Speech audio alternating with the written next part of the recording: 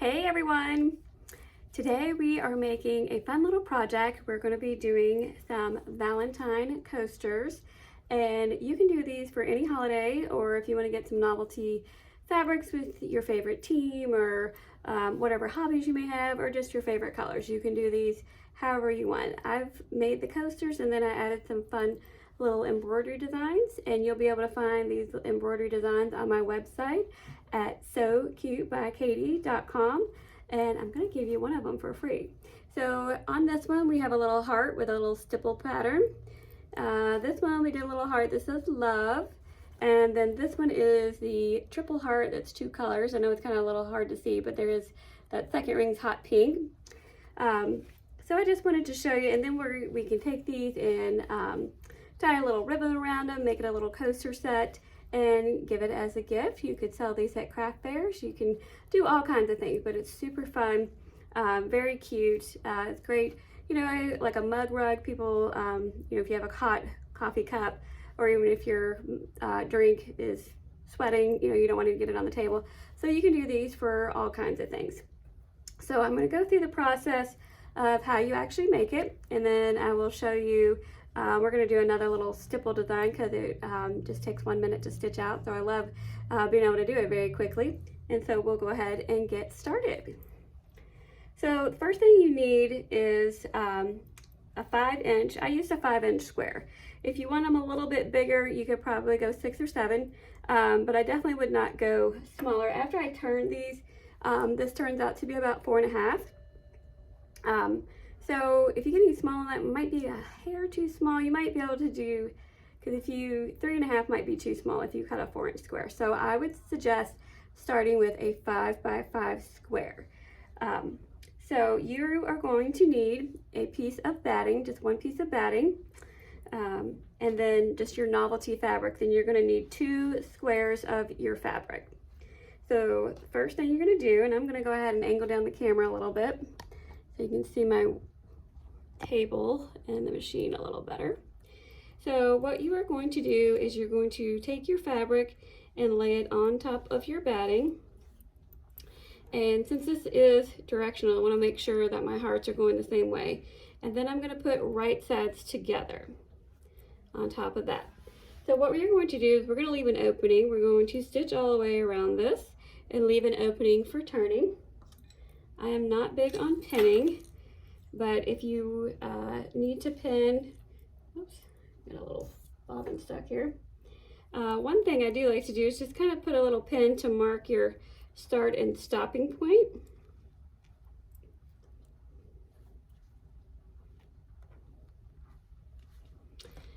So I have 2 pins along the bottom, and I will start here and then sew all the way around and then stop at this pin.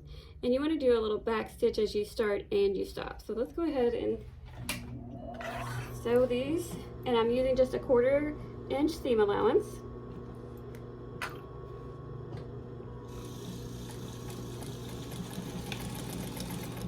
And when I come up to the corner, you want to make sure to keep your needle down, raise your presser foot a little bit, and then you can have the control to swing your material around.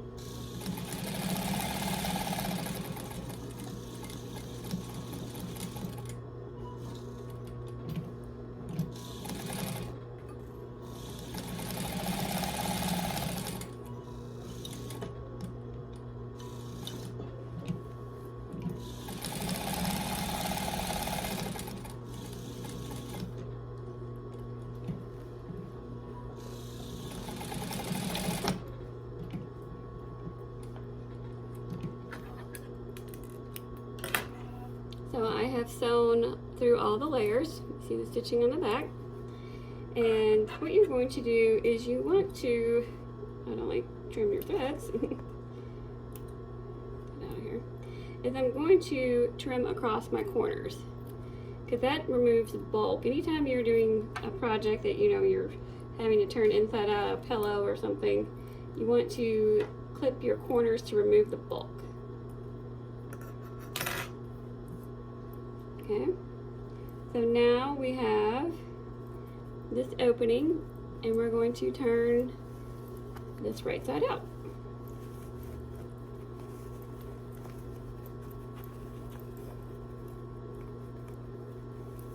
Now I'm going to use my fingers as best as possible to push the corners out, but eventually I'm going to get my scissors and poke these corners out.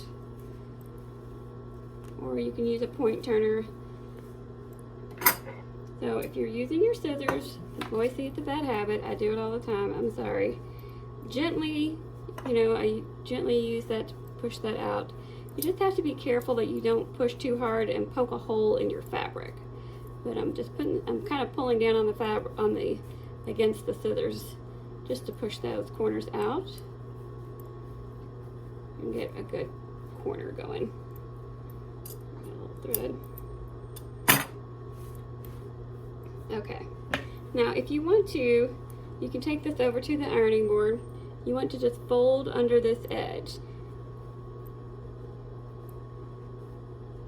I'm just going to tuck that under, and I'll put a little pin to hold that folded edge because it is a little thin seam allowance. And what I'm going to do is I'm going to top stitch around my coaster to finish it off.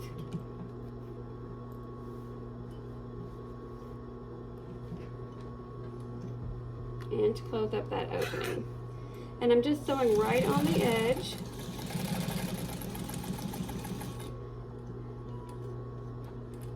And again, as I get to this corner, I'm going to put my needle down, swing my coaster around.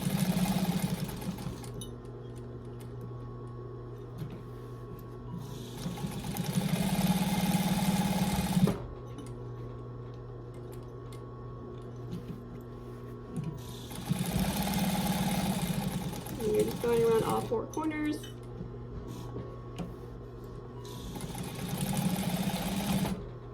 And then back stitch when you come to the end. Clip your threads.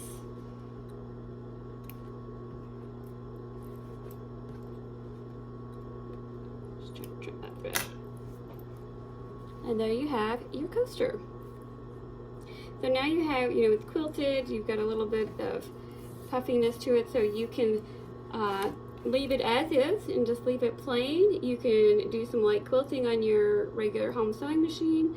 I'm actually going to put this in the embroidery machine like I did the others, just to put a little design to it. Now, if you wanted to, you could certainly personalize these. You could put a monogram on this.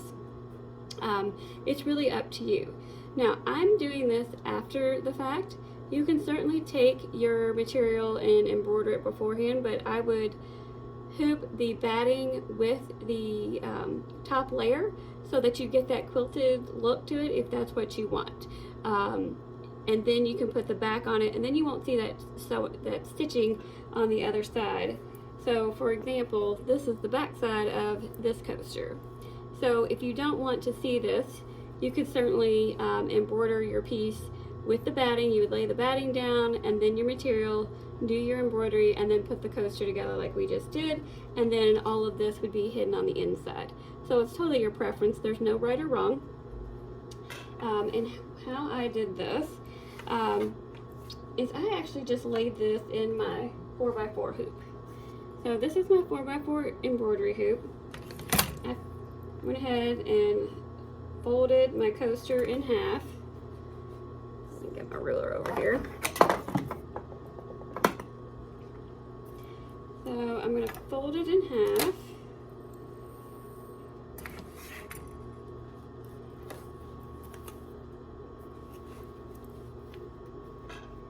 And then I just laid this ruler on top to really get my exact center.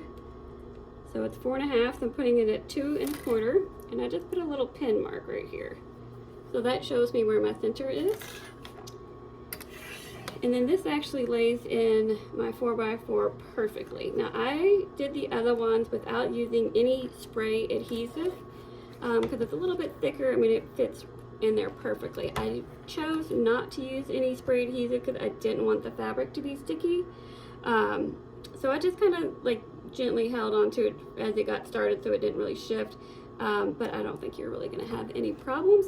If you're new to embroidery, you may want to try to just embroider the fabric first and then do it, or very lightly, just very lightly spray some spray adhesive on the tearaway. So I've hooped my tearaway stabilizer, and then I'm going to lay this in here and then we will do we're gonna do this pattern on this one. We're gonna do the stippling, and I'll take you over to the embroidery machine and we will show you that process.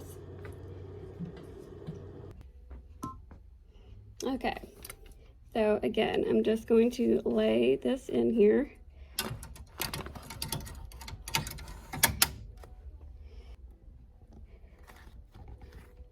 So I have my pen right there, and what I'm going to do on this is I can use my camera option, or I can just drop the needle and make sure it's in the right spot. So if I hit lock and then the scissor button, it will drop the needle and it hit right on my pen. So I know it's going to stitch in the right spot. So we'll go ahead and start it.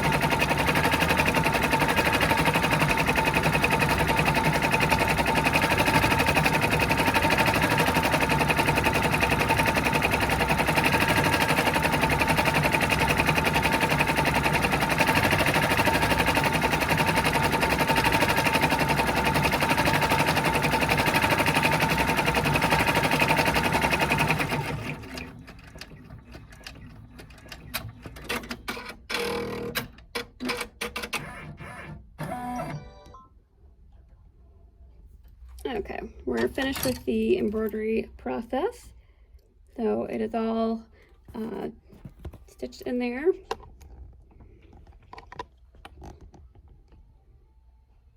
Okay, there's that, and this is on tearaway, so you just unhook this and then tear the backing off.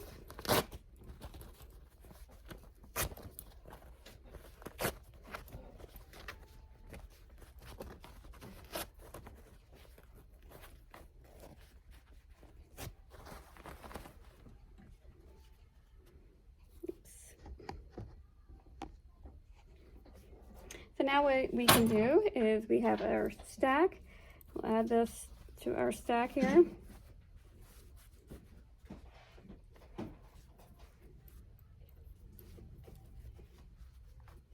You tie a little piece of ribbon or twine around it to hold it together.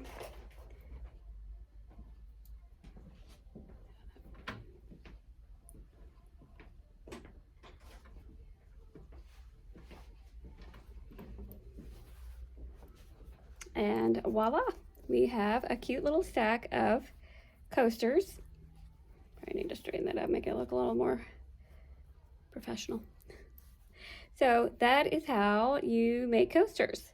And again, I think this would be really fun for any holiday. If someone has a hobby, you know, like get the cute novelty fabrics for different things, or their favorite sports team, you can make these for anyone, for any age, you know, even somebody that has a new home, you know, all kinds of fun stuff.